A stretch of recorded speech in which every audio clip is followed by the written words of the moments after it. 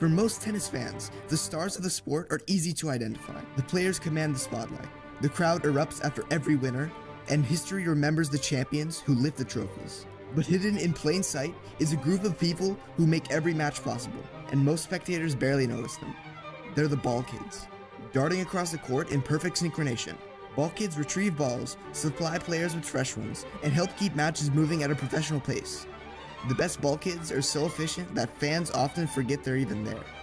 Yet for more than a century, they have been an essential part of professional tennis. The story begins at Wimbledon in the early 1920s, where some of the first well-documented ball boys appeared at major tennis tournaments. At the time, the role was reserved exclusively for boys. Many were recruited from children's homes, training schools, and charitable institutions throughout Britain. One of the organizations closely associated with Wimbledon was the Shaftesbury Homes, a London charity that cared for children living in poverty. After World War II, Wimbledon sourced many of its ball boys from Dr. Barnardo's Golding School, an institution connected to the well-known Barnardo's charity.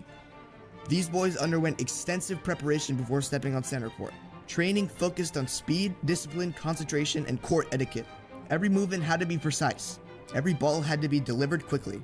Mistakes were expected to be rare. Even in those early years, the role required far more than simply picking up tennis balls. Ball boys practiced court positioning, learned proper procedures for handling balls during play, and developed the discipline needed to perform under pressure. Their job was to make the match run smoothly, while remaining almost invisible to players and spectators alike.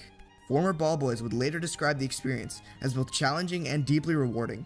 Selection was considered a tremendous honor. In addition to earning small wages, they gained access to one of the most exclusive sporting environments in the world. Some even had opportunities to meet members of the British royal family, creating memories that would last a lifetime. For decades, only one thing remained unchanged. Only boys were allowed to perform the role. That changed in 1977 when Wimbledon introduced its first ball girls. Within just a few years, mixed teams of boys and girls became the norm, and by around 1980, the transition was largely complete. The change reflected broader shifts happening throughout society and sports, as opportunities increasingly opened to both genders. Today, most tournaments use the gender-neutral term ball kids, though Wimbledon continues to use the traditional titles ball boys and ball girls as a part of its long-standing identity and heritage. As tennis evolved into a faster and more global sport, the expectations placed on ball kids evolved as well. Modern ball kid programs are far more competitive than people realize. At tournaments like Wimbledon, the US Open, and the Australian Open, hundreds, sometimes thousands of young applicants compete for a limited number of positions. Wimbledon alone typically selects around 250 ball boys and ball girls from local schools after months of evaluations and training. The standards are incredibly high. Ball kids must memorize complex court procedures, maintain focus for hours at a time, react instantly to fast-moving balls, and work seamlessly with teammates. During a professional match, even a momentary hesitation can disrupt the rhythm of play. While discipline and court etiquette remain essential, modern programs also place a greater emphasis on athleticism, communication, and consistency. Prospective ball kids participate in weeks or even months of training sessions where they practice ball rolling, ball tossing, sprinting, positioning, and teamwork. Coaches evaluate everything from reaction time to decision making.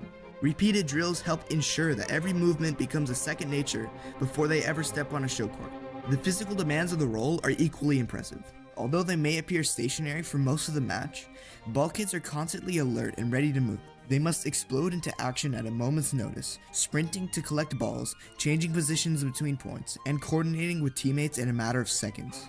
At tournaments played during the summer, conditions can be particularly challenging. Events such as the US Open are often held in intense heat and humidity, while long matches can stretch for several hours. Throughout it all, ball kids are expected to maintain the same level of concentration and precision from the first point to the last. The job also requires remarkable mental endurance. Unlike players, the ball kids do not get to focus solely on the game itself. They must constantly monitor the court, anticipate what will happen next, and execute the responsibilities without hesitation. One lapse in concentration can interrupt the flow of play in front of thousands of spectators and millions of television viewers. Wimbledon has a famous philosophy when it comes to training. A good ball kid should not be seen. In other words, success means becoming almost invisible.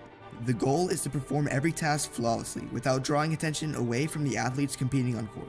And perhaps that's what makes their story so remarkable. For generations, Ball Kids have helped shape the sport from behind the scenes. What began as a practical solution for keeping matches organized evolved into a respected tradition built on professionalism, teamwork, and precision. They don't win championships, they don't appear on trophies. Most fans couldn't even name a single one. Yet every Grand Slam champion, every historic final, and every unforgettable moment has relied on their work. In a sport defined by individual achievement, Ball Kids serve as a reminder that greatness often depends on people whose contributions go unnoticed. And for more than 100 years, they have quietly helped keep the game moving.